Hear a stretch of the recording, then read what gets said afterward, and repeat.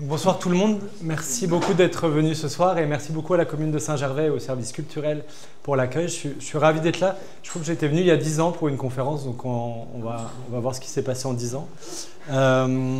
Donc je travaille pour une association qui s'appelle Marge Sauvage, qu'on a créée il n'y a pas très longtemps. Et on travaille vraiment sur cette question pourquoi et comment protéger les glaciers. Donc, ce soir, le thème, c'est vraiment ça. Ce n'est pas une conférence de base sur l'évolution des glaciers. On peut en parler si vous voulez. Je peux répondre tant que vous voulez à vos questions. Mais vraiment, c'est le thème de la protection des glaciers et des écosystèmes qui leur succèdent. On ne voit pas très bien, mais c'est l'année internationale ONU de la préservation des glaciers. Donc, c'est le thème. Malheureusement, on n'en parle pas beaucoup cette année-là, alors que c'était l'année ou jamais, enfin, c'est une année ou jamais, où comme jamais, le thème des glaciers est porté sur la place publique au niveau international. Et donc, on va aussi vous parler un petit peu de ce qui se passe.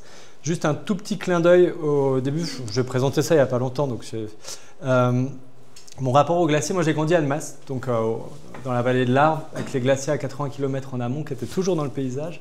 Je n'ai pas un rapport aux glaciers d'alpiniste. Je n'ai pas le rapport de l'exposition d'à côté d'un praticien. Aujourd'hui, je vais être de temps en temps sur les glaciers pour nos études, ou surtout devant les glaciers maintenant. J'ai un rapport qui est très, on peut dire, imaginaire et aussi politique aux glaciers. Et un livre, donc j'ai commencé mon parcours en sciences politiques, et après j'ai eu la chance de pouvoir... J'étais passionné par les glaciers et quand j'étais en sciences politiques, je voulais devenir glaciologue. Et je ne savais pas pourquoi. Je n'étais pas très bon en sciences, j'avais le vertige, voilà. J'avais pas le profil idéal. Et j'ai compris longtemps après, notamment grâce à ce livre. Je ne sais pas si vous connaissez, c'est Les Racines du ciel de Romain Gary, qui est un des premiers grands romans d'écologie. C'est un livre qui est sur la protection de la nature et notamment sur le rapport aux éléphants. Et à travers le rapport aux éléphants, Gary, il y a 60 ans, il resitue complètement l'homme par rapport à la nature et à quel point il faut qu'on trouve un équilibre qui est durable et à quel point déjà il y a 60 ans cet équilibre n'était pas durable. Et qu'en travaillant sur les éléphants, en protégeant les éléphants, on peut vraiment repenser le rapport à la nature. Et en fait, j'ai compris longtemps après que moi, très modestement moi, mes éléphants, c'était les glaciers. Et que ce qui m'a attiré quand j'étais en sciences politiques sur les glaciers, c'est qu'aujourd'hui, on est face à la plus grande crise de l'histoire probablement d'Homo sapiens, de notre espèce, c'est-à-dire la crise écologique. Et la connaissance totale scientifique que notre manière de vivre aujourd'hui, elle est incapable de se reproduire durablement, c'est-à-dire qu'on consomme les ressources des générations futures et aujourd'hui on a mis tous les curseurs environnementaux dans le rouge, voire dans le noir. On le sait très bien, c'est scientifiquement totalement quantifié, tout est sur la table mais on n'arrive pas à faire bouger les choses.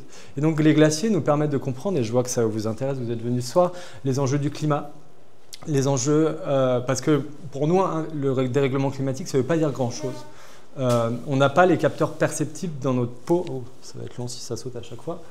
Comme ça, c'est bien, il faut que je parle vite.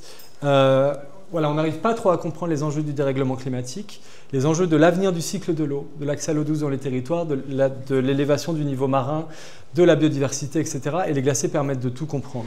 Donc vraiment, c'est un petit clin d'œil à un bouquin que j'ai énormément aimé, que je vous encourage à lire. Voilà le thème de l'année. Le dérèglement global, c'est au niveau mondial, depuis que l'homme a modifié le climat, je pense que c'est important de le dire, le consensus scientifique, il est total là-dessus, c'est l'homme qui modifie le climat depuis la révolution industrielle.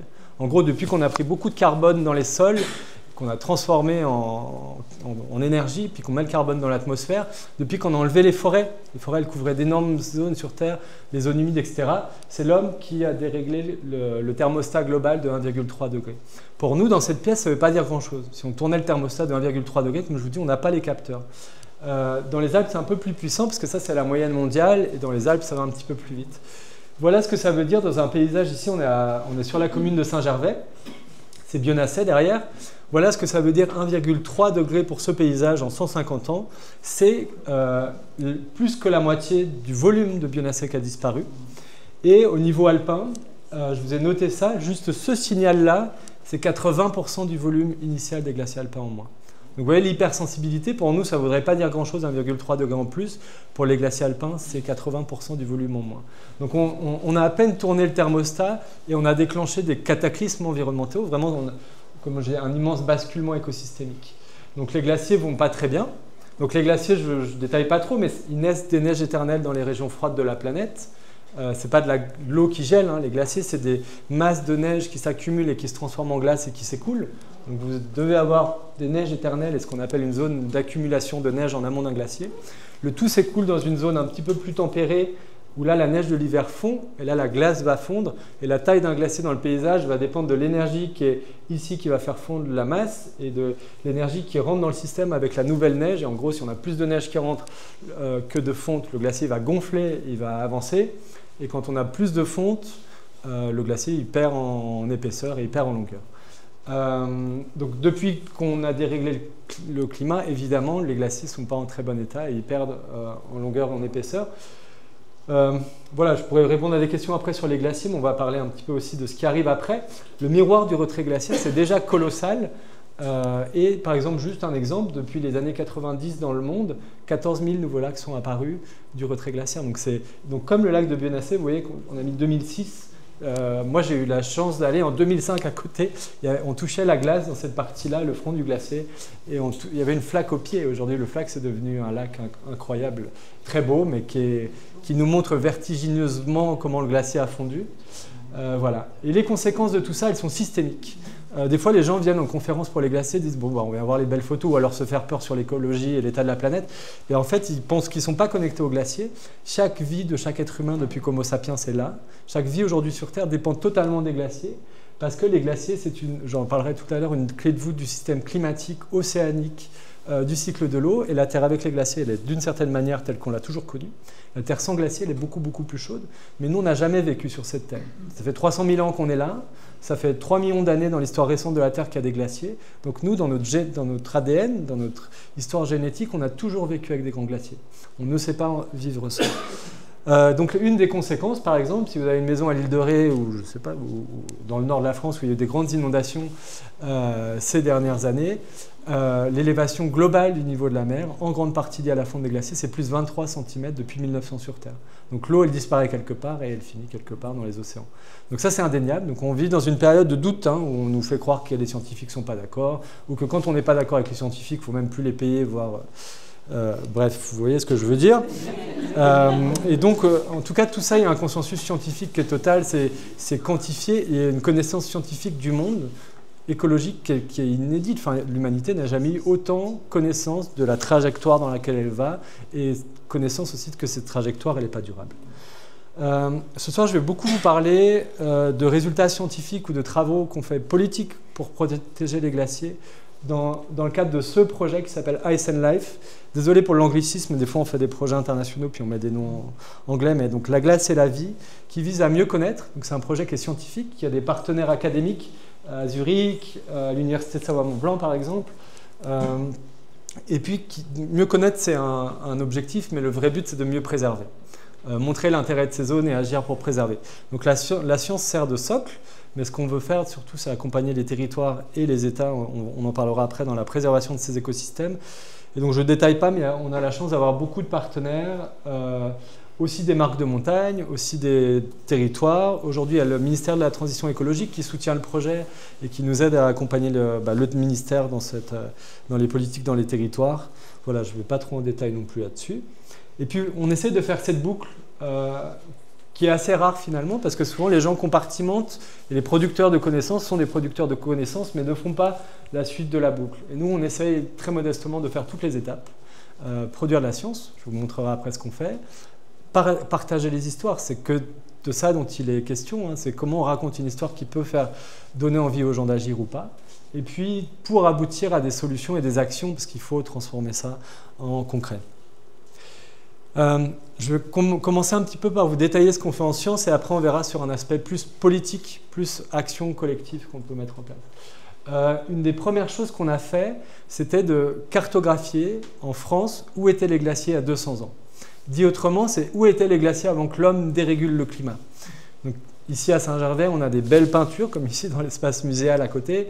Il y a des zones où on sait très bien. Par contre, il y a des zones au fin fond de l'Ubaye, par exemple, on n'avait pas beaucoup de données. Donc, on a fait un travail collectif avec beaucoup de chercheurs. Tout ça pour vous donner les chiffres en 1850, donc à la fin du petit âge glaciaire. C'est la dernière période fraîche naturelle. Avant que l'homme dérégule le climat, il y avait 900 glaciers, mais il y avait surtout plus que 600 km de glaciers dans les Alpes françaises. Et aujourd'hui, quand on compare avec le dernier inventaire qu'a fait les collègues de Grenoble, on n'a plus que 200 km de glaciers et on a déjà perdu 66% de la surface. Pour vous donner un ordre de grandeur, on a 400 km de glaciers ont déjà fondu. Si vous collez 8 lacs du Bourget ensemble, c'est ça la taille. Ça commence à être un basculement d'écosystème qui est colossal à l'échelle de toutes les Alpes dans ces zones. Aujourd'hui, je reviens du terrain. On était devant le glacier du Tour, là, aujourd'hui, tout à l'heure, entre soleil et pluie. Et ce qu'on fait dans les zones où ont disparu les glaciers dans les dernières décennies ou depuis 150 ans, c'est de documenter la biodiversité. Donc on a fait beaucoup de campagnes de terrain dans les rivières, dans les lacs comme Bionasset, dans les forêts primaires qui naissent du retrait glaciaire pour documenter la biodiversité. Parce que je vous montrerai tout à l'heure, il y a des menaces sur ces zones et un des arguments des gens qui veulent artificialiser ces zones, c'est de dire mais on ne détruit rien parce qu'il n'y a rien après les glaciers. Les glaciers abandonnent des champs de blocs, il n'y a pas de vivant. Et en fait, vous voyez juste quelques photos, c'est quelques exemples. Il y a des espèces partout. Hein. Dès qu'on cherche la vie, il y a de la vie sur Terre, y compris dans les conditions les plus extrêmes. Dans le lac de Bionasset, qui est là au-dessus de vous, l'eau, elle dépasse jamais 2 degrés à l'échelle annuelle. L'eau, elle est hyper turbide, c'est-à-dire que les glaciers, ils broient les montagnes en avançant. L'eau, elle est chargée en sédiments. Donc l'eau, vous mettez votre main dans le lac de Bionasset, il est à 2 degrés, vous ne restez pas longtemps. Vous ne voyez pas le bout de votre bras, tellement le lac il est chargé de sédiments. Donc il n'y a quasiment pas de capacité de photosynthèse. La lumière du soleil ne passe pas et pourtant on trouve des planctons dedans. La vie, elle est partout, elle est foisonnante. Et donc on essaie vraiment de documenter ça. Et par exemple cet après-midi, enfin là 4 jours, les collègues, on est dans les forêts primaires. Donc quand on perd les glaciers, malheureusement, le miroir de ça, c'est la naissance de nouvelles forêts primaires, qui sont des pures forêts qui naissent écologiquement d'un zéro écologique. Le glacier, il a abandonné au tout début une zone minérale, et au bout de quelques dizaines d'années, quelques années dans certaines zones, arrivent les arbres. Quand on est en basse altitude, comme à Bionasset ici, ou comme au Tour, comme au Bosson par exemple. Et donc il y a des forêts primaires qui sont uniques en France, hein, de par leur naturalité et du fait qu'elles sont intactes écologiquement, enfin si on les laisse intactes longtemps. Et donc on essaye de documenter ça, de mieux connaître ces écosystèmes sauvages qui naissent du retrait glaciaire. Il y a des choses un peu scientifiques, si vous ne comprenez pas, n'hésitez pas à poser les questions, sinon j'essaie de vous expliquer ce que je vous montre. J'espère que c'est assez clair. Donc, comme je vous montre, on avait cartographié tous les glaciers dans les Alpes françaises, et le terrain, on l'a surtout fait avec Aster en Haute-Savoie, parce que c'est le Conservatoire d'espaces naturels de Haute-Savoie. Aujourd'hui, on travaille un peu plus en Savoie aussi. Et maintenant, on étudie aussi des fois d'autres échelles spatiales et on travaille aussi à l'échelle de toutes les Alpes. Et là, évidemment, on ne peut pas aller sur tous les terrains. Déjà, dans les Alpes françaises, ce serait colossal. On a vu qu'il y a plus que 600 glaciers. Et donc, à l'échelle européenne, c'est beaucoup plus grand. Donc là, on utilise les données satellites. Et là, juste un exemple que je vais vous montrer. Ça, c'est l'Oberland bernois. Ici, c'est le glacier d'Aletsch. C'est le plus grand glacier des Alpes. Il fait 23 km de long. Ici, c'est là où il y a eu le gros éboulement. Comment ça s'appelle? J'ai déjà perdu le nom du village. À Blatten, voilà. Gros éboulement qui est au fond de la vallée, ici, à côté du Leuchtjental. Voilà les grands glaciers. Et donc là, à l'échelle de toutes les Alpes, on est en train de finir un article scientifique. On a cartographié tous les glaciers en 1850. Et grâce aux données satellites, on détecte où sont les glaciers aujourd'hui, qu'est-ce qui subsiste des glaciers. Donc c'est les zones centrales que vous avez en blanc ou en marron parce qu'elles sont couvertes de sédiments. C'est ce qu'on appelle des glaciers noirs. C'est le glacier d'Unterach, des choses comme ça. Et on détecte ce qui arrive après les glaciers. Combien de nouveaux lacs, quelle est la taille des lacs, combien de nouvelles zones de forêt primaire, combien de zones de pelouse. Donc un exemple, ce petit glacier-là, c'était les zones noires au début, en 1850. Aujourd'hui, on voit que c'est plus que les petites zones blanches en amont. On a un lac, 2 lacs dans le système et une zone de pelouse qui est en train de se déployer. Ça, d'année en année, c'est en train d'évoluer. La Terre, vue de l'espace, est en train, dans ces zones-là, de passer du blanc. Il y a 200 ans, tout était blanc. D'abord au gris marron des sédiments, puis très vite à la végétation qui met du vert un peu partout. Donc on quantifie ça pour toutes les Alpes, pour savoir la taille de où sont les glaciers, où ils étaient, où ils sont, et qu'est-ce qui succède aux glaciers. Ouais, je ne vais pas aller trop en détail. On voit juste les types d'écosystèmes qui succèdent aux glaciers, des zones de landes, avec des zones à rhododendron par exemple, ou à myrtille, des zones de pelouse, des zones de forêt, des lacs, etc. Voilà, on a les résultats pour toutes les Alpes. Je ne veux pas du tout détailler ça. On est en train de finaliser ça. Et si vous voulez, on y reviendra tout à l'heure, mais comme ça, on avance un petit peu plus vite. Une chose qu'on fait aussi, c'est estimer l'empreinte humaine dans ces zones, à la fois sur les glaciers et sur ce qui succède au retrait glaciaire. Donc là, par exemple, c'est une zone en Autriche. Les lignes bleues, là, c'est les glaciers en 1850. Donc vous en avez partout dans le bassin. Et on a regardé où sont les domaines skiables, où sont les barrages. Et là, vous voyez que par exemple, ce domaine skiable, c'est en grande partie développé en ce qu'on appelle les écosystèmes post-glaciaires, ce qui est en train de naître du retrait glaciaire, et sur le glacier. Ou que là, par exemple, il y a des barrages qui ont noyé une partie des écosystèmes post-glaciaires. On regarde aussi Strava. Vous savez, les gens qui ont les montres connectées quand ils font du sport, l'avantage pour nous, c'est que les gens sont bipés partout et sont suivis à la trace partout. Moi, je n'ai pas de montre parce que je ne préfère pas l'être, mais grâce à ça, on a une idée de la fréquentation des zones sauvages sur Terre ou des zones naturelles. Donc là, c'est le secteur de l'Alpe d'Huez. On voit que le domaine skiable, quand c'est violet, c'est bien fréquenté. Quand c'est rouge, c'est très fréquenté. Le domaine skiable est très fréquenté. Ici, c'est le glacier de Saint-Sorlin, je ne sais pas si ceux qui connaissent dans le massif des Aiguilles d'Arve, une grande course d'alpinisme ou de ski de rando qui est aussi très fréquentée, et les glaciers qui sont au milieu dans ce secteur des... Ouais, parce que je ne dis pas les Aiguilles d'Arve, le secteur de l'étendard. Étendard, ouais. Il y a des secteurs qu'on arrive à voir qui sont encore très sauvages, parce qu'inaccessibles, parce qu'il y a une immense barre rocheuse, puis une barre de sérac, parce qu'il y a quelque chose, ou alors trop loin des parkings, par exemple. Et donc, ça nous permet d'avoir une idée de la naturalité des zones sur la fréquence humaine, la fréquence de l'occupation humaine. Il y a 2 ans maintenant, dans la revue scientifique Nature, on a publié la suite pour tous les glaciers dans le monde. En gros, on modélisait pour la première fois la taille des glaciers. Bah, c'est un exemple dans le Mont Blanc. La taille des glaciers aujourd'hui et dans le futur, et pour la première fois, la topographie potentiel sous les glaciers, et donc du coup, qu'est-ce qui va émerger du retrait glaciaire? Est-ce que c'est des zones raides dans le monde qui vont émerger? Est-ce que c'est des zones planes? Est-ce que c'est des zones surcreusées par les glaciers où demain il y aura des grands lacs? Donc on a fait ça pour tous les glaciers du monde, et un exemple ici c'est le Mont Blanc, la mer de glace, Argentière, le Tour. Le jaune c'est les glaciers en 2000. Le violet foncé, c'est les glaciers en 2100 avec un scénario d'émission moyen. Ce n'est même pas les pires scénarios climatiques où il fait très chaud. Vous voyez juste là, dans les 60-80 ans devant nous, le basculement, on va avoir des paysages qui vont totalement changer. C'est parmi les régions de France ou d'Europe ou du monde qui vont le plus changer de paysage. Et puis on modélise juste là, nous, d'après la vitesse des glaciers, si vous voulez, les zones où les glaciers surcreusent le relief, pour avoir une idée potentielle des lacs futurs, par exemple ici à Argentière, juste au-dessus de l'Ognan, ou dans la zone centrale d'Argentière, sur la naissance future des lacs. C'est des modèles, il y a beaucoup d'incertitudes, mais ça nous donne une idée. Dit autrement, c'est comme si on avait inventé une machine à avancer dans le temps, où on voit le futur flou, hein, on a des gros pixels, des gros carrés, mais on arrive à anticiper la couleur du futur. Est-ce qu'ici il y aura des forêts? Ici plutôt des lacs, ici plutôt une haute montagne minérale dans le, je sais pas, le secteur de l'Aiguille du Goûter, etc. Donc on a fait ça pour tous les glaciers du monde, et c'est la première fois que l'humanité a accès à ça sur 700 000 km² sur Terre. C'est un pas en avant pour la connaissance du futur quand même. Et on montrait qu'au minimum, même si on applique l'accord de Paris, ce qui va émerger d'ici à la fin du siècle du retrait glaciaire, c'est 150 000 km², c'est la taille du Népal.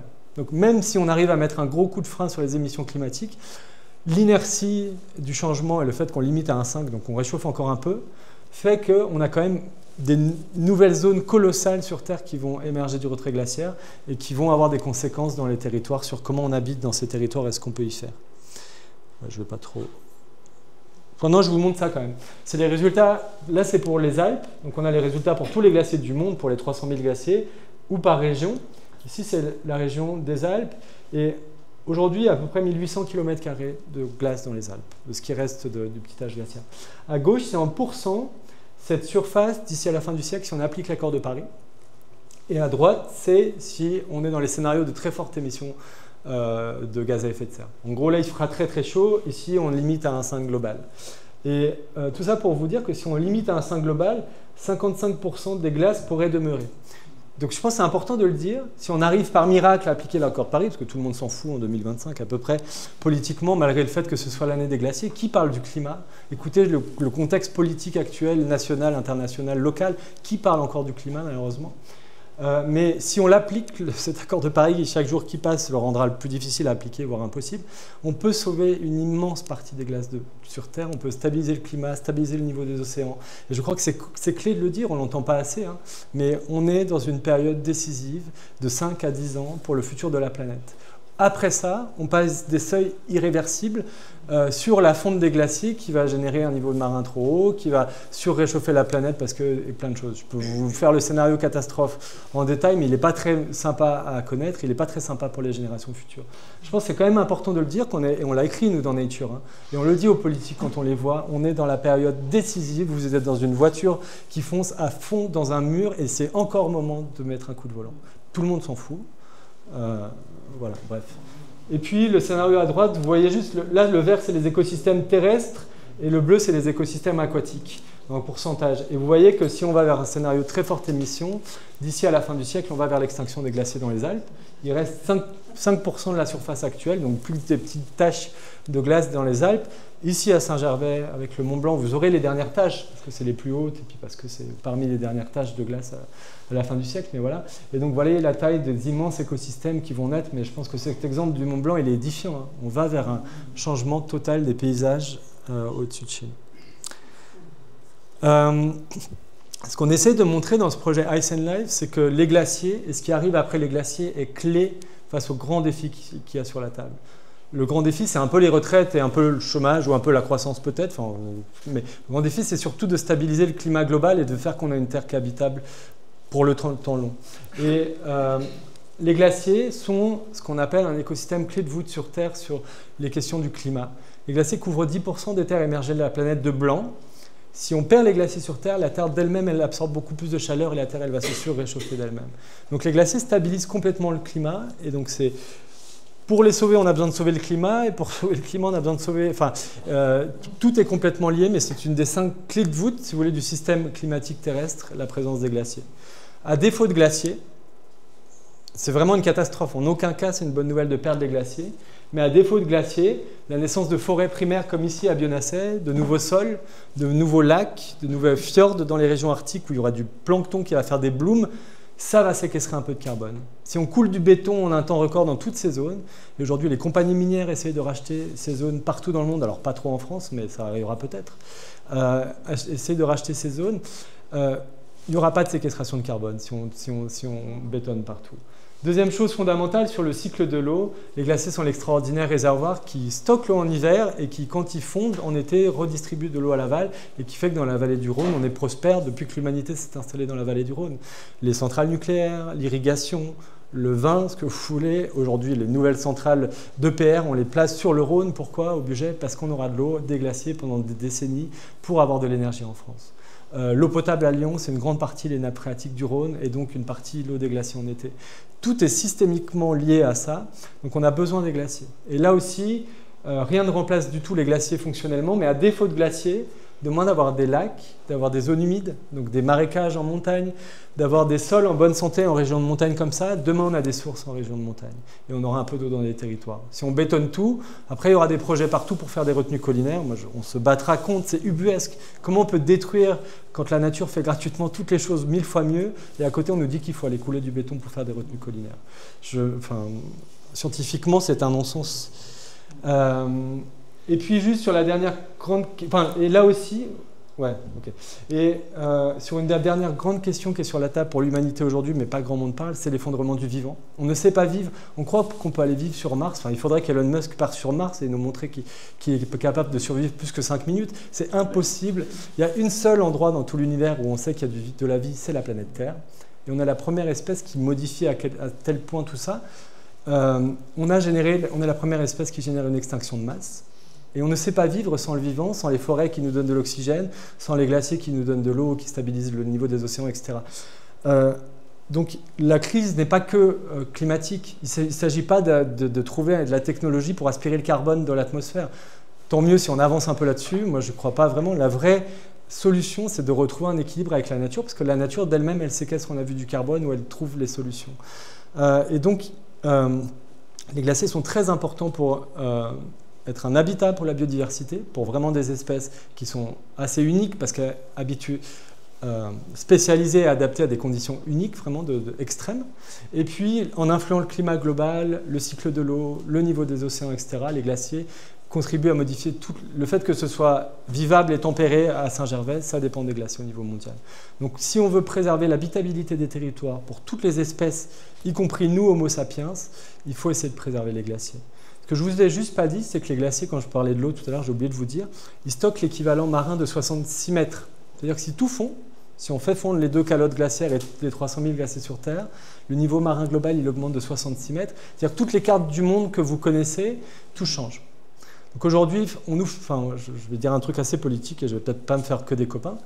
On nous fait croire aujourd'hui qu'il faut se recentrer et refermer les États, plus de frontières, plus d'extrême droite partout, alors que juste génétiquement, faites tous un test. Hein. Vous pouvez envoyer un coton-tige dans certains pays qui vous diront d'où vous venez, vous allez voir que vous venez de la Terre entière.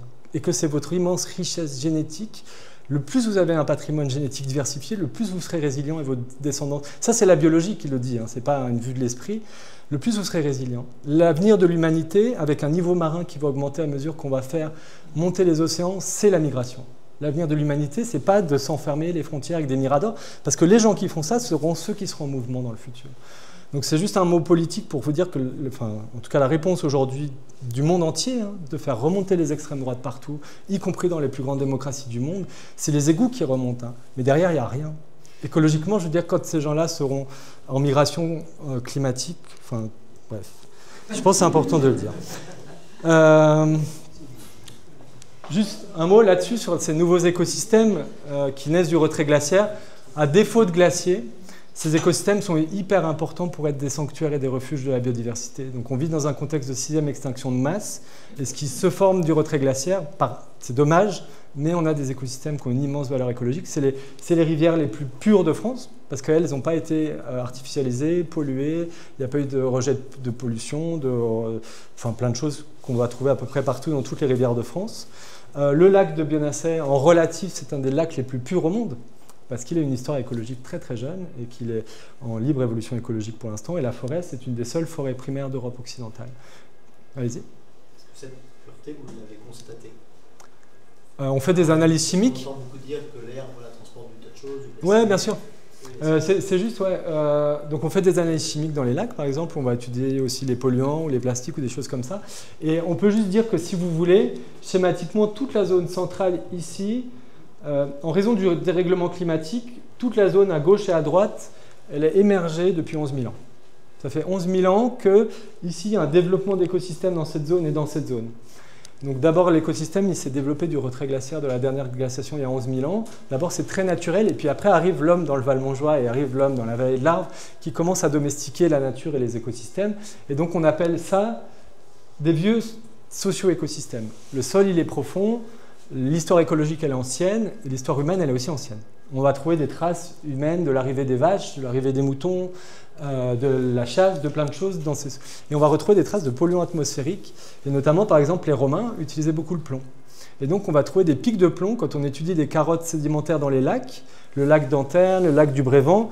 Quand on regarde les carottes sédimentaires, et ben dans le lac du Brévent, on va trouver la trace de Tchernobyl et des essais nucléaires des années 50, par exemple. On va retrouver le plomb de l'époque romaine. Donc, dit autrement, ici, si vous voulez, il y a une pluie de petits polluants en continu depuis des milliers d'années, qui est exponentielle avec les microplastiques et les nanoparticules aujourd'hui. Voilà. Ici, en relatif, cette zone, le glacier de Bionasset a avancé en 1820-1850 dans cette zone. Donc écologiquement, il a tout remis à zéro, il a tout raboté comme un bulldozer.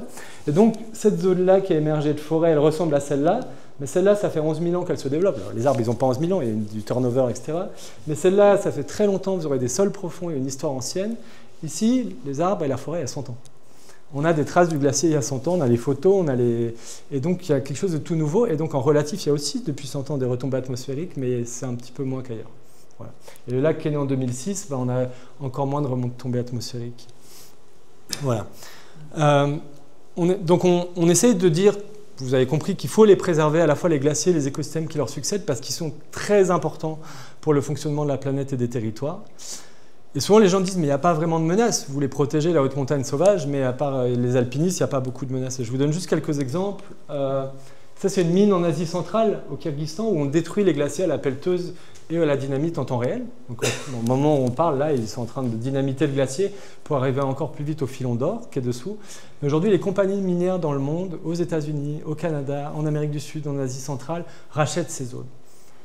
Des fois, ils n'ont même pas comment dire, là, ils n'ont même pas la classe d'attendre que le glacier fonde, ils le défoncent à l'explosif ou à la pelleteuse, et souvent ils rachètent les zones qui émergent du retrait glaciaire. L'intérêt de Trump pour le Groenland, c'est pas pour faire des câlins aux ours polaires ou aux glaciers, hein. C'est pour les ressources minérales qu'il y a sous la calotte glaciaire ou autour de la calotte glaciaire. Donc les appétits sont féroces autour de ces zones, hein. On n'en parle pas beaucoup. Et puis d'autres exemples en France, là pour le coup, de domaines skiables, ici à la Grave, où on met des coups de pelleteuse sur les glaciers encore en France pour de l'industrie du loisir, hein. Le lac des Bossons, qui a été vidangé, je ne sais pas si vous avez suivi l'histoire, qui a été vidangé à quelques kilomètres d'ici. Et puis l'arrivée du tourisme, qui n'est pas anodine. On adore tous la nature, se promener en nature, c'est peut-être une des plus belles choses qu'on peut faire dans notre vie. On vient de le faire, nous on était en études scientifiques sur le terrain dans des zones ultra-naturelles. Ce faisant, il faut avoir conscience qu'on a un impact sur la biodiversité parce qu'on dérange les espèces, sinon on verrait beaucoup plus d'animaux. Mais force est de constater que quand on se balade, on répand des bruits, on répand des micropolluants, on répand sous nos pieds des plantes exotiques des fois envahissantes. C'est pas grave, hein, je ne dis pas qu'il ne faut plus aller en nature, mais en tout cas on a une influence qui est importante. Voilà. Et juste un tout petit mot.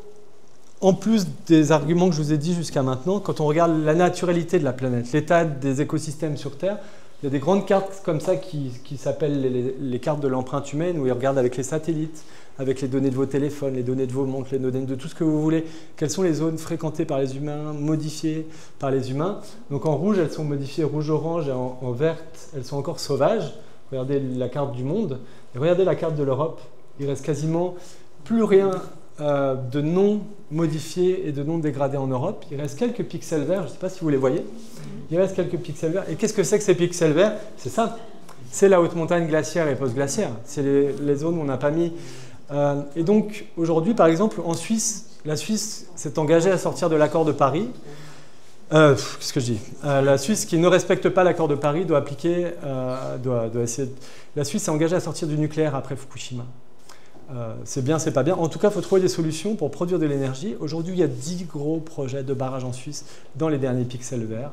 Parce que c'est difficile de faire un barrage en plaine ou en moyenne montagne quand il y a des habitants, quand il y a une pétition, quand il y a des élus qui se battent contre. Ils ont le droit, hein, il faut respecter. Et donc, il dit, bon, c'est pas compliqué, la transition énergétique, on va la faire dans les dernières zones sauvages. On va mettre des parcs solaires et on va mettre des barrages.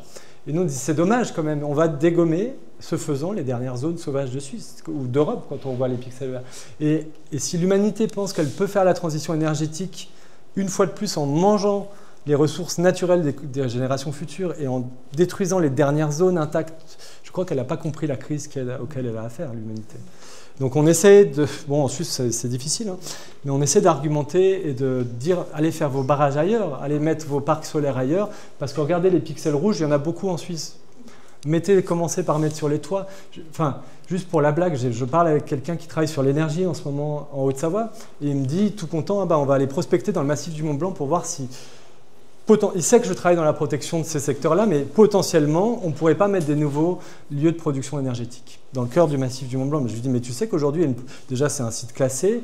Deuxièmement, il y a une politique publique nationale dont je vais vous parler après qui demande une protection plus forte de ces zones pour leur valeur écologique. Et vous voulez aller regarder si vous pouvez mettre des barrages? Ouais, mais on veut juste faire des calculs d'ingénieurs. Après, ils vont quand même voir les maires. Hein. Et puis, ils viennent souvent avec des grosses valises. Mais ils me disent, mais tu comprends, le solaire, je dis, mais pourquoi, avant d'aller calculer si vous pouvez mettre des nouveaux barrages dans le Mont Blanc, pourquoi vous ne mettez pas des panneaux solaires sur toutes les zones industrielles? Ah, mais tu comprends, les panneaux solaires, par exemple, sur les grandes zones industrielles où il y a des grands parkings, les agences d'urbanisme, les agences d'aménagement du territoire, je ne citerai pas qui sont-elles dans nos territoires, mais ne veulent pas qu'on mette de panneaux solaires pour pouvoir, au cas où, si on veut enlever le béton à un moment donné, mettre 3 arbres.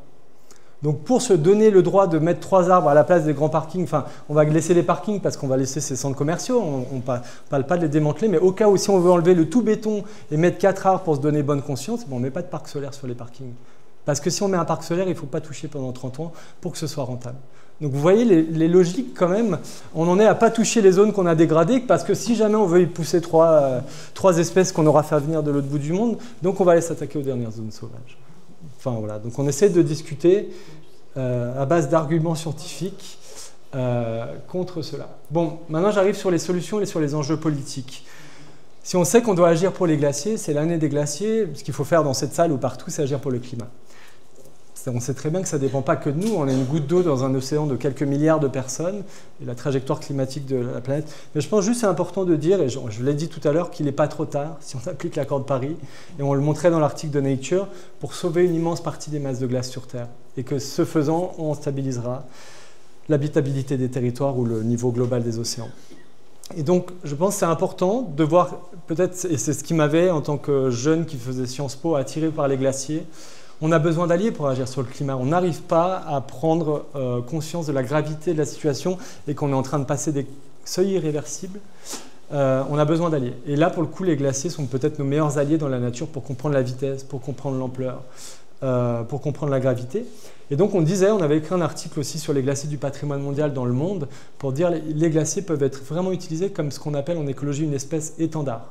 C'est comme le panda du WWF, grâce au panda, ou grâce au gypaète, en Haute-Savoie. Astère, l'emblème du Conservatoire d'espaces naturels, c'est le gypaète barbu. Grâce à cet amour qu'on a retrouvé pour cet oiseau qu'on avait exterminé, mais tant mieux, on a retrouvé cet amour, on a réussi à préserver des zones et on a réussi à émerveiller les gens sur le rapport à la nature. Moi, j'ai une nombre de personnes qui viennent me voir, ah, j'ai vu un gypaète là, j'ai vu un gypaète là. C'est quelque chose qui nous émerveille. On a besoin de ces étendards qui nous font bouger les lignes et bouger notre ressenti par rapport à la nature. Et donc, on disait que les glaciers peuvent être utilisés comme une extraordinaire espèce étendard pour le climat. Et en Suisse, un très bon exemple de ça, c'est l'initiative pour les glaciers. La Suisse ne respecte pas l'accord de Paris, comme la France, comme l'Allemagne, comme pratiquement aucun pays. Le peuple suisse a dû voter. Moi, je suis moitié suisse, donc j'ai dû faire ces votations il y a quelques années. Et à un moment, on avait une votation qui était « Voulez-vous, oui ou non, appliquer l'accord de Paris ?»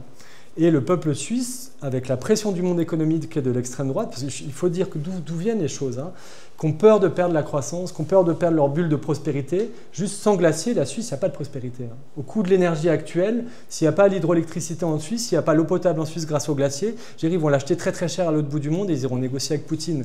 Mais ils vous disent que, ah non, mais si on applique l'accord de Paris, on va perdre la croissance et la prospérité suisse. Donc, n'appliquons pas l'accord de Paris. Ça s'appelle juste un crime contre les générations futures. Hein. Parce que la dette écologique et la dette climatique, il y en a qui vont la payer à la fin. Elle va arriver dans les territoires avec les cataclysmes. Il y a des gens qui vont... Puis il y a les collectivités, les compagnies d'assurance ne voudront plus assurer tout le système économique qui repose sur la prospérité et sur le fait que tout est gratuit dans la nature. Au bout d'un moment, la nature, on l'a mis tellement à bout qu'il y aura bientôt plus grand-chose de gratuit. Elle ne fournira plus les services qu'elle fournit gratuitement. Et là, le système, il va basculer. Mais bon, le peuple suisse vote allègrement à 65% non à l'application de l'accord de Paris. Ces gens-là ont des enfants, des petits-enfants, je ne comprends pas, moi, c'est impossible à comprendre. Et les enfants et les petits-enfants leur en voudront beaucoup parce qu'ils sauront tout ça, hein, tout est dans les lits. C'est la démocratie, monsieur. Oui, c'est la démocratie. Ouais. Oui, bien sûr. Mais juste à bout d'un moment, il faudra expliquer les choix aux gens quand on a... Un régime autoritaire pour imposer tout le monde, donc on sort de la démocratie. Non, on peut juste avoir des débats où on remet la connaissance au cœur d'un socle de vérité commun et on... Enfin, après, on ne croit plus tellement à la vérité, donc... Mais vous avez complètement le droit d'être pas d'accord et on discute après. Vous avez raison d'être pas d'accord. Juste le peuple suisse, où des gens se sont dit, on va lancer quelque chose après qui s'appelle l'Initiative pour les glaciers. Et là, ce qui était demandé au peuple suisse et à moi, j'avais juste une question, voulez-vous, oui ou non, sauver les glaciers de la Suisse? Et là, quand on est d'extrême droite et qu'on aime bien la Suisse et qu'on a un poster de la Suisse chez lui avec les glaciers, les vaches, et on aime bien les glaciers, ça fait partie de l'identité. C'est peut-être le pays au monde où l'identité culturelle est le plus liée aux glaciers, la Suisse. Et là, le peuple suisse vote à 60%, on veut les glaciers en Suisse. Et donc, ce que demandait l'initiative, c'est de mettre l'accord de Paris dans la Constitution et d'être carbone neutre en 2050. Ce qu'est l'accord de Paris. Et vous voyez, quand on demande aux gens s'ils veulent agir pour le climat, ils s'en fichent. Et si on demande s'ils veulent sauver les glaciers dans un pays comme la Suisse, ça marche. Donc ça montre aussi que politiquement, vous avez raison, et c'est démocratique. Et si on raconte, on va dire on n'a pas réussi à gagner le combat de l'argumentation d'un côté et qu'il a été gagné de manière détournée de l'autre. C'est triste parce qu'il y a les mêmes datas scientifiques derrière. Mais ça montre aussi, comme on vous dit, nous, ce qu'on essaye très modestement de faire dans Marche sauvage, c'est en fait toute la question actuelle, c'est comment on raconte les histoires et comment on convainc les gens, comme vous dites, de voter là ou là pour des fois la même question et juste si elle est posée de manière différente, les gens y votent complètement différemment. Malheureusement, ils ont mis un ministre de l'Environnement depuis qui s'appelle Albert Rochety, si vous vous intéressez, qui est lobbyiste du pétrole. Donc il bloque tous les projets de transition énergétique. Voilà. Donc là aussi sur la démocratie et sur le respect du peuple. Donc en complément de ça, et je pense que c'est ça qui était un peu nouveau sur la table et qu'on a accompagné au niveau local et jusqu'à international récemment, notamment dans le prolongement de ce qui a été fait à Saint-Gervais. Moi j'avais travaillé sur ce dossier en 2020 sur la création de l'arrêté de protection d'habitat naturel du Mont-Blanc, où l'État et les territoires voulaient mieux préserver le cœur du massif. Et moi, j'étais un des scientifiques qui était mobilisé pour répondre à la question quelles sont les menaces, quelle est la valeur du patrimoine naturel et qu'est-ce qu'on peut faire. Et on disait, évidemment, s'il faut 70% du périmètre à protéger, c'était les glaciers, les calottes glaciaires du sommet du Mont Blanc. Et moi, dans mon rapport, j'ai écrit, le rapport est public, hein, si ça vous intéresse, si l'État veut protéger les glaciers, l'État devrait appliquer l'accord de Paris. Et l'État a été condamné pour 2 fois pour inaction climatique, et il y en aura d'autres, hein, parce que la trajectoire de l'État français n'est pas à la hauteur du défi de l'accord de Paris, etc. Et par contre, on disait, par contre, ces écosystèmes ont une valeur dans les territoires, et ces écosystèmes peuvent être dégradés par des activités humaines in situ. Je vous ai montré les mines, je vous ai montré des domaines skiables, je vous ai montré... Et on disait, protéger dans les territoires ces écosystèmes, ça peut peut-être empêcher l'idée qu'on détruise des glaciers à la pelleteuse, comme je vous l'ai montré à la Grave avant, hein, c'est en France, hein, on met des coups de pelleteuse dans les glaciers, y compris en France. Donc au moins, si on mettait la zone en protection, c'était empêcher ce potentiel-là, mais pour être honnête, il n'était pas très puissant dans le Mont Blanc, mais c'était empêcher ce potentiel-là. Et surtout, c'était un coup... de protéger de manière préemptive, de manière proactive la nature du futur. Parce que comme je vous ai montré avec les modèles du futur, je vous ai montré à quel point les paysages dans les prochaines décennies vont évoluer. En fait, dès maintenant, on sécurise la zone en la préservant et on laisse la libre évolution écologique et ce faisant, il y aura des forêts primaires au-dessus ici de la vallée, il y aura des lacs, il y aura des zones humides et le territoire il va demeurer, j'espère, le plus habitable possible parce que la nature contribuera à faire qu'on a de l'oxygène, de la fraîcheur, de l'eau dans le territoire et de manière à empêcher les projets avant même qu'ils arrivent. Donc en tout cas, ça avait bien intéressé à l'époque, mais après on peut en discuter parce que je sais que le projet il a été beaucoup discuté, je ne crois pas très bien présenté par l'État français dans les territoires et notamment aux pratiquants de l'alpinisme, qui ont vu ça comme une agression à la pratique de l'alpinisme que de mettre cette zone en protection. En tout cas, c'était essayer de penser aussi la nature du futur et comment dès maintenant on peut prendre des actions qui vont nous permettre de préserver l'habitabilité future des territoires. Donc ça, on l'a proposé, on avait travaillé sur ce cas-là, mais après au niveau du plaidoyer, on l'a proposé au niveau national et international et ça a abouti à cette avancée-là, qui a été reprise par le président de la République et qui a été reprise dans la stratégie biodiversité, qui est le grand plan d'action de la France à 10 ans pour la nature. Pour la première fois, on a mis les glaciers sur la carte parmi les objectifs de protection et l'État français s'est engagé, en lien avec les territoires, à préserver l'intégralité de ces écosystèmes d'ici à 2030. Ça, c'était un peu rapide et un peu, je pense, vu depuis Paris, il faut donner une deadline et que ça aille très vite. On sait que c'est lent dans les territoires, qu'il faut convaincre, qu'il y a des territoires qui sont volontaires, qu'il y a des territoires qui n'ont pas envie de protéger leurs glaciers. Nous, on est pour la négociation et mettre les éléments sur la table et faire ce travail de scientifique, de dire quand la solution A et B, il y en a une qui est plus pour l'intérêt général et l'habitabilité du territoire que l'autre. Après, les gens, ils font ce qu'ils veulent dans les territoires. On n'est personne pour imposer. Voilà, mais en tout cas, on est à l'origine de cette initiative nationale. Et on disait il faut absolument que ça se fasse main dans la main et même que ça vienne des territoires, que ça devienne de projets territoriaux où les habitants des territoires, s'ils décident de préserver les glaciers, les écosystèmes post-glaciaires, le font pour eux et pour les générations futures qui y habitent et pas parce qu'un rapport scientifique le dit ou parce que la technocratie le dit. Donc c'est une ambition aujourd'hui nationale qui est importante mais qui est aussi aujourd'hui basée sur un principe de volontariat des territoires. Je pense que c'est important de le dire aussi qu'en tout cas, on avait vraiment poussé pour que l'État, vu depuis Paris, se rende compte qu'il y a des territoires qui pourraient avoir envie très vite et d'autres qui n'auront pas très envie. Et il y a les élections municipales à venir, ça va peut-être rechanger les cartes dans certains territoires, certains dans un sens ou dans l'autre.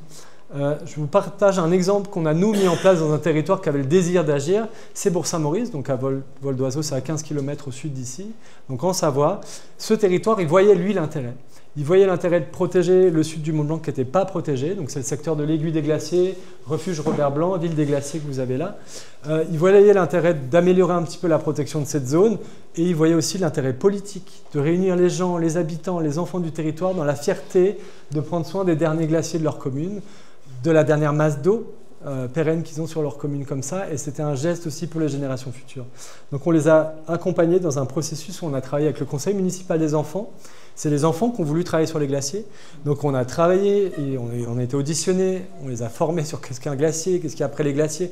On a été sur le terrain avec eux et les enfants ont proposé un périmètre qui, selon eux, et ce que c'est hyper intéressant de travailler avec les enfants, parce que ça replace au cœur de toutes les questions l'intérêt général. Ça replace le temps long et ça replace l'intérêt général.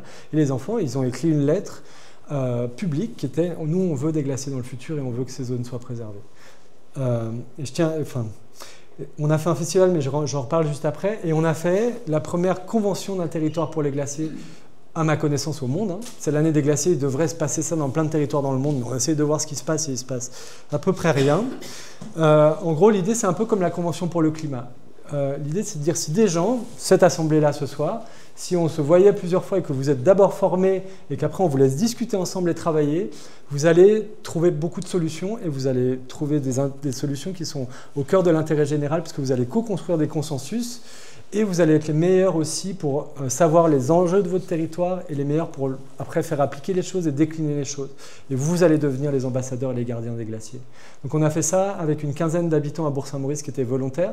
C'était ouvert à tout le monde, hein. Tout le monde pouvait candidater pour être dans la convention du territoire. On a fait 3 séances, une sur une formation en salle, une sur le terrain. Une journée de terrain au contact des glaciers, des écosystèmes post-glaciaires. On a été voir les gardiens de refuge, on avait des guides de haute montagne, et on a été voir aussi les alpagistes pour voir localement comment ces questions-là elles étaient perçues aussi par les acteurs qu'il faut complètement respecter, qui sont les acteurs qui vivent et qui vivent de et qui vivent dans ces territoires. Et puis la dernière séquence, c'était eux qui travaillaient sur proposition des extensions. Quel est l'outil qui est intéressant? Est-ce que c'est une réserve intégrale où on laisse la zone à la nature? Ou est-ce que c'est quelque chose de plus doux, un arrêté de protection d'habitat naturel comme on a ici dans le Mont Blanc? Quel est le degré selon eux, selon les citoyens qui était le meilleur? Et quelle était la réglementation qui pense juste et durable? Est-ce que chasser dans cette petite zone-là, c'est bien ou pas bien? Est-ce que c'est durable ou pas durable? Est-ce que les drones, le VTT électrique, etc., etc. Et ça, c'est eux qui travaillent. Nous, on n'a absolument rien fait là-dessus. Et donc, ils ont proposé ça à la mairie cet été. Et la mairie a voté, le conseil municipal, à l'unanimité, la demande de la mise en protection du sud du Mont Blanc, donc en impliquant les habitants. Et donc, on va travailler maintenant sur la suite, sur comment on implique les habitants et les enfants dans la gestion. Parce que c'est facile de faire un truc, tout le monde est content. Il faut, nous c'est ça le rêve, hein, c'est que ça devienne une zone préservée par les habitants et pour les habitants et avec vraiment si on arrive à impliquer le plus possible les gens. Donc on va vraiment essayer de travailler là-dessus pour la suite. J'arrive bientôt à la fin. On a aussi proposé un festival qui s'appelle Agir pour les glaciers. Donc en fait sur cette question d'agir, il faut redonner les clés aux mains, aux citoyens, aux habitants. Il y a plein de choses à faire, à plein de niveaux. Et donc remettre la science à portée d'écoute ou à portée de main des gens dans les territoires, des décideurs, des acteurs économiques, des citoyens. Et donc on a fait 3 jours de festival à Bourg-Saint-Maurice avec un partenariat avec l'État français. La ministre de l'écologie est venue pour parler de cette politique de préservation des glaciers, pour impliquer les gens. Il y a eu beaucoup d'artistes, plein de formats différents, les enfants qui sont venus lire leurs lettres, etc. Et grâce à ça, on a eu des avancées. On voulait que ce festival soit un moment festif. Voilà, un festival, ce n'était pas pour se rendre encore plus triste, c'était beaucoup plus pour se galvaniser les uns les autres et catalyser vraiment des actions, des pas en avant collectifs. Je crois que c'était bien réussi et on voulait que le moment clé du festival, ce soit le moment des engagements. Et je pense juste qu'il y a quelque chose qui est fondamental, c'est qu'il faut qu'on retrouve un lien avec la nature qui est un lien de célébration. D'aller en forêt, d'aller au bord d'un lac, je pense que vous le faites tous. Il y a quelque chose qui nous unit depuis 300 000 ans. Notre espèce se balade, ou elle courait après les mammouths d'abord, mais on est en forêt, on est dans les rivières. Si on veut se baigner en rivière, c'est pas pour rien, c'est qu'on fait ça depuis la nuit des temps. Il faut qu'on retrouve un lien, je pense, qui est très puissant, qu'est un lien comment dire, de joie dans la nature. La nature nous procure beaucoup de joie. Et moi, je dis souvent ça. Il y a les fêtes de la Saint-Jean, il y a le feu de la Saint-Jean. Ici, je crois qu'on a des feux sur chaque sommet. C'est assez extraordinaire, hein, sur les montagnes de la Haute-Vallée de l'Arve. On ne fête pas Saint-Jean. Je pense que si on demande dans cette pièce qui est Saint-Jean, je ne sais pas si beaucoup de gens savent répondre, peut-être beaucoup. Mais voilà, on fête le soleil, on fête l'été. En fait, derrière la Saint-Jean, derrière l'idée de fêter ça, c'est qu'on célèbre l'été, on célèbre le soleil, on célèbre la nature. Et je crois qu'il faut absolument, et c'est ce qu'on a voulu faire aussi avec ce festival qui s'appelle Agir pour les glaciers, c'est célébrer les glaciers. Leur dire merci d'exister, merci pour tout ce qu'ils font, et comment nous, on peut trouver des petites clés d'action qui nous rendent heureux d'agir pour eux aussi. Donc on a essayé vraiment de faire tout ça et d'avancer à des choses concrètes. Je finis juste là-dessus. L'enjeu, il est international. C'est l'année internationale de la préservation des glaciers. Dans l'article qu'on avait publié dans Nature, on avait regardé tous les glaciers dans le monde et lesquels sont protégés et pas protégés dans les lois et dans les zones protégées. Et malheureusement, dans le monde, il y avait seulement 30% des glaciers de la planète qui sont dans des zones protégées comme des parcs nationaux ou des réserves. Et c'est pour ça que les compagnies minières, comme je vous dis, aujourd'hui se gavent, arrivent partout dans beaucoup de régions dans le monde en rachetant les zones qui émergent du retrait glaciaire notamment. Et donc cette année, on a vraiment hyper modestement avec nos moyens, mais il y a d'autres gens qui travaillent à d'autres échelles, mais essayer de secouer le cocotier pour dire c'est l'année internationale de la préservation des glaciers. Les solutions, on les connaît, c'est le climat et la protection dans les territoires. C'est assez basique, hein, ça ne coûte pas très cher. Ce que je ne vous ai pas dit sur les protections territoriales, c'est que le foncier, il est public. Aujourd'hui, si on veut protéger les forêts en France ou protéger les zones humides, il y a des immenses besoins d'argent pour racheter le foncier qui est souvent privé et pour restaurer des fois des écosystèmes qui sont en mauvais état écologique. Là, les écosystèmes sont en bon état et surtout, les parcelles en amont, ici, Bionasset, Miage, c'est du foncier public. Ça vous appartient aux habitants de Bionasset. Et donc, ça ne coûte pas très cher à protéger ces zones. Enfin, c'est d'ailleurs ce qu'ils ont compris à Bourg-Saint-Maurice. Ça coûtait vraiment pas cher politiquement et économiquement. Et par contre, le gain d'engager les gens et de raconter cette histoire, c'était un vrai gain collectif. Donc, on a essayé avec différentes actions. On a été à la conférence sur les glaciers, sur la protection au Tadjikistan. On a été à la conférence sur les océans à Nice pour faire bouger les lignes. Je vais juste vous montrer ce qu'on a fait après. Et surtout, ce qui est très important, chaque 4 années, il y a le Congrès mondial de la nature. C'est un peu les Jeux olympiques de la protection de la nature, qui est porté par l'Union internationale de la conservation de la nature, donc l'équivalent de l'ONU pour la nature. Et pour la première fois de l'histoire, on a proposé un texte qui s'appelle une motion et qui demande la protection des glaciers dans le monde en agissant sur le climat et dans les territoires. Et cette motion elle était adoptée à 97%. C'est juste le tout premier pas vers une reconnaissance. C'est la première fois de l'histoire dans la protection de la nature que les glaciers et les écosystèmes post-glaciaires sont mis sur la table comme une priorité d'action. La première fois, hein, dans tous les congrès mondiaux de la nature, il n'y avait jamais eu une seule fois le mot glacier jusqu'à maintenant. C'est dingue, hein, en 2025, et on découvre les glaciers sur Terre. Et donc, ça, c'est le premier pas en vue, on l'espère, peut-être d'un futur traité des glaciers. Alors là, on rêve complètement, on est des utopistes, mais d'un traité des glaciers qui pourrait être inspiré de quelque chose d'extraordinaire sur Terre, c'est le traité antarctique. On pourrait dire qu'il y a 3 degrés pour faire bien quelque chose. Le premier, c'est le mettre sur la table comme c'est important. Le deuxième, c'est signer un document qui vous engage. Ça, c'est l'accord de Paris sur le climat. Donc nous, pour l'instant, on n'a mis que la première étape, que c'est important. Le deuxième, ce serait un traité, on en rêve, mais on en est loin. Et le troisième, c'est appliquer les traités. Et on a vu l'accord de Paris, comme malheureusement quasiment aucun État applique les traités internationaux. La question de l'Antarctique. C'est quand même un traité qui est hors norme, qui a été fait pendant la guerre froide, pendant que tout le monde pendant une grosse période de conflit. On a accepté qu'une partie de la planète ne soit pas militarisée, pas de possession étatique, donc c'est des revendications territoriales, mais ça n'appartient pas aux États. Les camemberts de l'Antarctique, la France réclame de la terre à Delhi parce que les explorateurs français ont été là-bas, mais ça appartient à l'humanité et aux générations futures, dans les faits. Même si vous avez raison, ils se bagarrent un petit peu sur les possessions. Ils ont tellement ils n'ont pas de fric les uns les autres, ils n'entretiennent pas les bases, il y a des gros enjeux comme ça, c'est pas très réjouissant. Hein. Et pas d'armes, pas d'exploration minière et pétrolière. Intéressant. Malheureusement du tourisme et du mauvais tourisme et croissant avec des très mauvaises pratiques. Et vous avez raison, des pays qui essayent de re-questionner tout ça et qui vont vouloir les ressources minières dans les prochaines décennies. Je crois que le traité finit en 2047, si je ne dis pas de bêtises. Donc on a encore un tout petit peu de répit, sauf si Trump, Xi Jinping, Poutine changent tout. Regardez ce qu'ils veulent faire du Groenland, hein. Ils ne demandent pas aux Inuits s'ils les accueillent. Hein. Donc, mais en tout cas, je pense que c'est un bon exemple d'une bonne vision d'un bien commun terrestre. Qu'est-ce qu'un bien commun terrestre? Quelque chose qui sert à tout le monde, quelque chose qu'on n'a pas le droit de prendre pour soi et qu'il faut gérer durablement. C'est assez unique. Hein.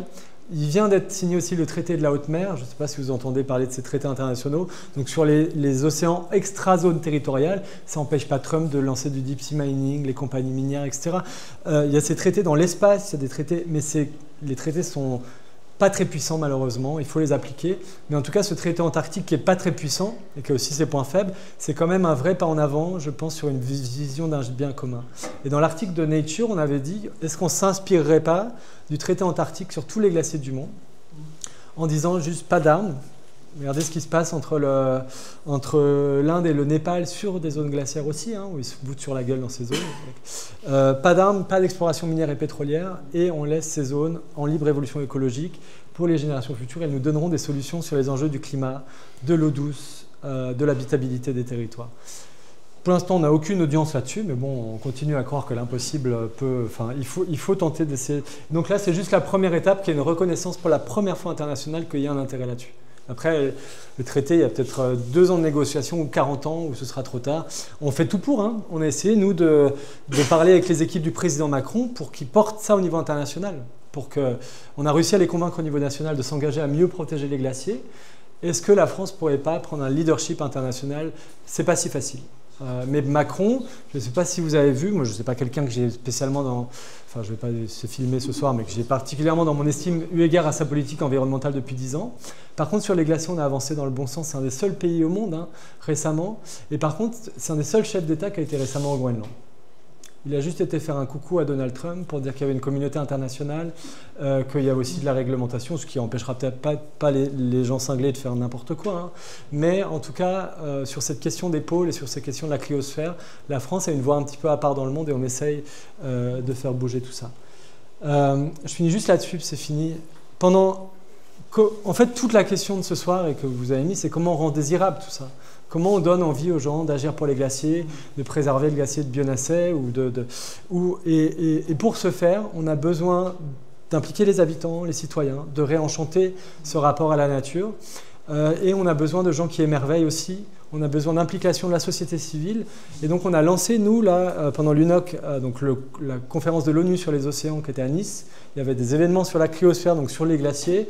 Et on a lancé le premier appel international pour une coalition et pour une protection des glaciers. Et on a réuni sur scène Heidi Seves, qui est une glaciologue qui est très connue. Barbara Pompili, qui est devenue la voix de la France à l'international sur les questions environnementales, qui est ambassadrice pour la France à l'international. Kylian Jornet, qui est pour nous qui est un soutien du projet depuis toujours, qui a créé sa fondation, qui agit pour la préservation des montagnes, ou en tout cas qui essaie d'y dédier de l'énergie et des financements. Et puis Marcela Fernandez, qui est une activiste colombienne, sur comment les citoyens peuvent, dans les territoires, bouger les lignes et s'impliquer. Et puis, ça c'est le monde de la philanthropie, avec la Fondation du Prince Albert II de Monaco, pour montrer qu'il y a de l'argent sur Terre, il faut l'activer là où il est, c'est-à-dire malheureusement dans des paradis fiscaux ou dans des endroits où il y a beaucoup d'argent. Hein. L'humanité n'a jamais été aussi riche qu'aujourd'hui. Hein. On passe notre temps à dire qu'il n'y a pas assez d'argent et qu'il y a beaucoup d'argent sur Terre. Et donc, comment on active tout ça pour essayer de faire bouger les lignes sur ce qu'on pensait impossible à bouger? Parce que d'un coup, on a des coalitions, parce qu'on active différents leviers. Je vous remercie pour votre attention et je suis là pour des questions.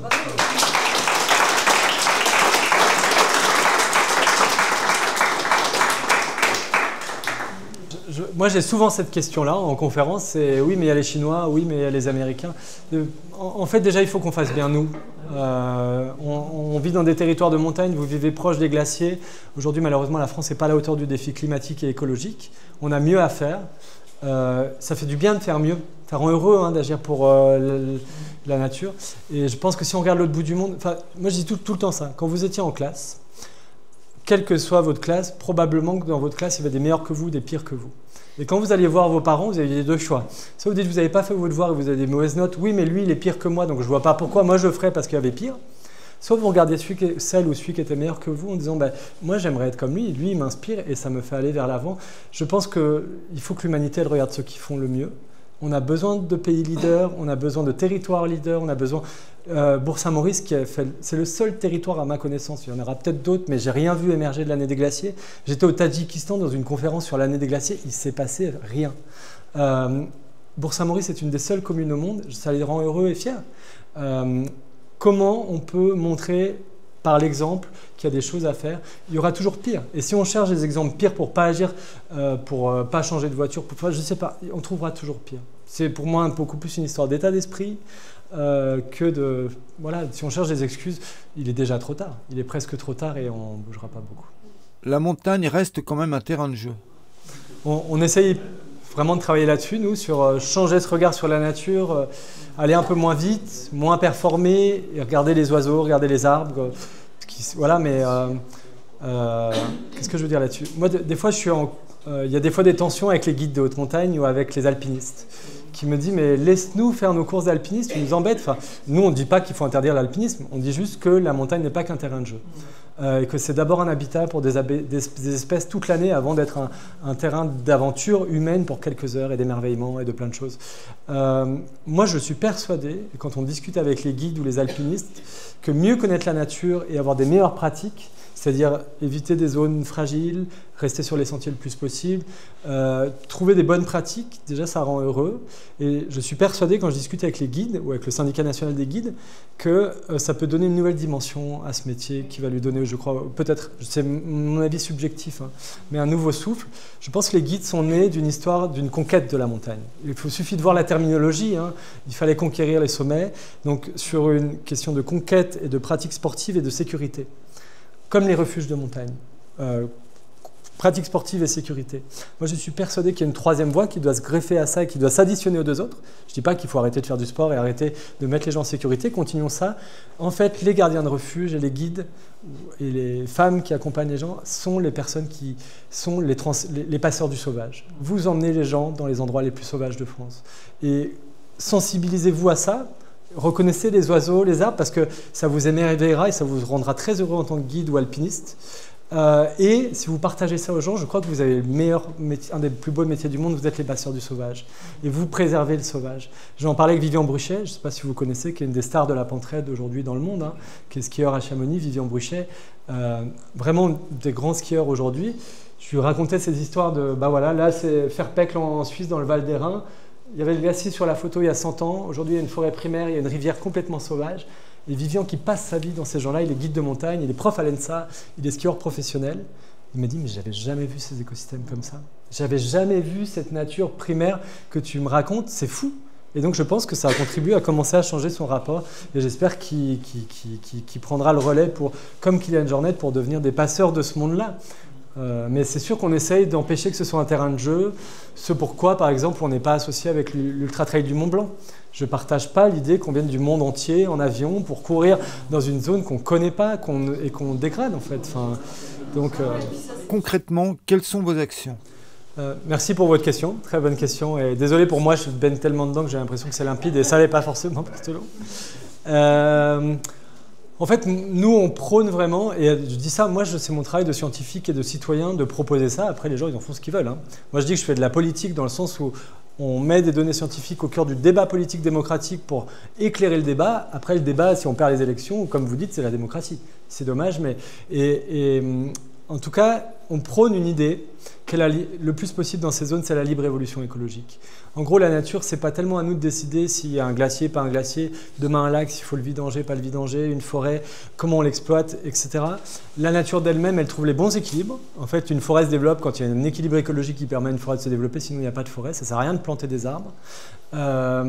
Et donc, on prône vraiment ça, et donc on maximise ce qu'on appelle les solutions fondées sur la nature. Donc face aux grands défis du climat, de l'habitabilité des territoires, de la croissance dans les territoires, du fait que ici toute la vallée de l'Arve et le décolletage et de l'eau toute l'année pour refroidir les usines, le plus on a des glaciers, le plus on a des zones humides, le plus on a des sols en bonne santé en montagne, le plus il y a de l'eau tout le temps et le plus il y a de la croissance dans la vallée de l'Arve. Donc les solutions fondées sur la nature, le plus on laisse la nature en bon état écologique, le plus elle nous donne toutes les solutions, elles garantissent l'habitabilité des territoires. Malheureusement, partout, on continue à grignoter, à rogner la nature. Aujourd'hui, on détruit la législation, la loi du plomb en France, aujourd'hui, s'attaque aux zones humides. s'attaque aux haies, s'attaque à ce qui est fonctionnellement indispensable dans la nature. Aujourd'hui, c'est plus facile de détruire votre zone humide au fin fond à la pelleteuse, et en même temps, les gens qui font ça demandent une bassine dans le jardin. C'est ubuesque, hein. La nature fait ça gratuitement, mais on le détruit et on met de l'argent public pour mettre... enfin bref. Et donc, on défend vraiment une idée, concrètement, si possible, et c'est ce qu'on avait écrit dans l'arrêté de protection d'habitat naturel du Mont-Blanc, de laisser, ça coûte pas très cher, hein, laisser la zone en libre évolution écologique s'il y a du danger naturel. C'est-à-dire que s'il y a un lac très dangereux qui se forme, évidemment qu'il faudrait le vidanger. S'il y a un cas comme Blatten qui survient et qu'on peut intervenir pour limiter le danger, il faut intervenir. Par contre, sinon, laissons le plus possible la nature évoluer. Et pour ce faire, c'est facile, c'est faire un arrêté de protection ou une réserve naturelle ou un parc national du Mont-Blanc si on est très rêveur. Je ne sais pas quoi, en tout cas. Et deuxièmement, faire respecter la législation environnementale. Regardez aujourd'hui comme l'Office français de la biodiversité, par exemple, qui est censé faire appliquer les arrêtés de protection de biotopes ou d'habitat naturel, se fait attaquer. Moi, je travaillais dans une association de protection de la nature qui s'est fait agresser pendant le cas des bouquetins du Bargy. Certains agriculteurs sont venus, ont essayé de mettre le feu au bâtiment, on était dedans, hein. On aurait fait un barbecue avec des écologistes, enfin avec des chercheurs qui ont un bac plus 10. Ils ont eu un rappel à la loi. Voilà. Et donc, il faut faire respecter les normes environnementales, il faut faire respecter... et donc, ça ne coûte pas très cher, hein. Il y a des finances pour ça, je crois que... Et donc, ce qu'on demande, c'est très basique, créer des zones protégées, trouver un équilibre homme-nature. Moi, je ne suis pas pour tout protéger et dire... moi, j'habite à Annecy aujourd'hui. L'association, elle est développée à Annecy, mais elle accompagne plein de territoires. On n'est pas du tout pour dire, nous, depuis Annecy, on va dire au Saint-Gervolant ou au Chamoniard. On est là pour éclairer si on peut et si on nous demande notre avis, accompagner. Et par contre, comme on l'a fait à Bourg-Saint-Maurice, ça doit devenir un projet des acteurs du territoire. Et à eux de décider les pratiques qui jugent durables, moins durables, et de mettre l'intérêt général là au cœur. Et donc, en gros, concrètement, c'est créer une zone protégée, la plus acceptée et co-construite possible, la mieux gérée possible, c'est-à-dire en impliquant le plus possible les habitants et que les gens comprennent. Si on interdit la chasse ou si on interdit le vélo électrique, ce n'est pas pour le plaisir, c'est parce qu'il y a des impacts sur telle espèce ou tel écosystème. Donc concrètement, c'est ça. Et actuellement, il n'y a pas de zone protégée, c'est ce que vous dites, parce qu'il y a eu un arrêté. Il y a un arrêté, mais si vous voulez, enfin, je pense qu'il faudrait faire un sondage un jour. Moi, je vais régulièrement sur le terrain à Bionasset. Aujourd'hui, il y a un panneau qui stipule quand vous entrez dans une zone protégée, vous n'avez pas le droit de sortir des sentiers. Je ne suis pas spécialement pour, mais essayons de limiter au maximum l'idée de sortir des sentiers quand on n'est pas... Voilà, pas le droit de sortir des sentiers, pas le droit de cueillir minéraux, fleurs, etc. Pas le droit de déranger la faune sauvage, pas le droit de faire des feux, pas le droit au véhicule électrique, etc. Il y a toute une réglementation. À chaque fois qu'on y va, on voit des gens qui ne respectent pas. Moi, j'ai vu des bouquetins au nid d'aigle. J'ai vu un chien grand comme ça courir après les bouquetins au nid d'aigle sur le glacier. C'était une scène ubuesque, hein. Donc, c'est des zones où on n'a pas le droit d'avoir un chien sans laisse. Les gens sont quasiment tous avec un chien sans laisse. Les chiens partent après toute la faune sauvage. Il n'y a plus de faune sauvage à la fin.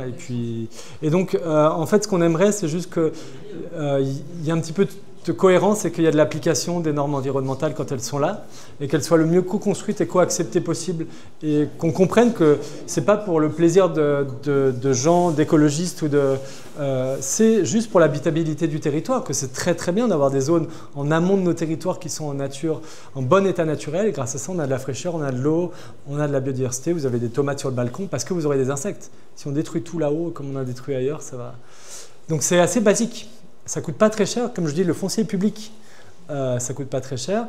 Il faut juste faire respecter les normes environnementales. Mais moi, je crois beaucoup plus à la pédagogie qu'à la police. Donc partageons ça, impliquons les gens. Comme je vous dis, il y a un super statut en France qui s'appelle aire terrestre éducative. On implique les enfants d'une commune dans la gestion symbolique d'une zone naturelle. Les enfants deviennent les gardiens de la forêt ou de la zone humide à côté. Je crois que c'est extraordinaire comme moyen d'impliquer les gens et de faire prendre conscience des enjeux. Moi, je suis 1000 fois plus ça que la police. On préfère, enfin, et donc, comment on partage mieux ça? Donc, concrètement, là, c'est faire appliquer cette ambition de protéger les glaciers dans les territoires et les écosystèmes qui leur succèdent, et juste faire appliquer quand ça a été co-construit. Par contre, si les territoires veulent absolument pas ça et disent « mais nous, on ne veut pas protéger cette zone et laissez-nous développer un futur projet », je caricature, mais du Club Med dans cette zone ou quelque chose d'autre, on essaiera de mettre des arguments en face, mais à la fin, c'est la démocratie qui gagne. On est complètement d'accord là-dessus.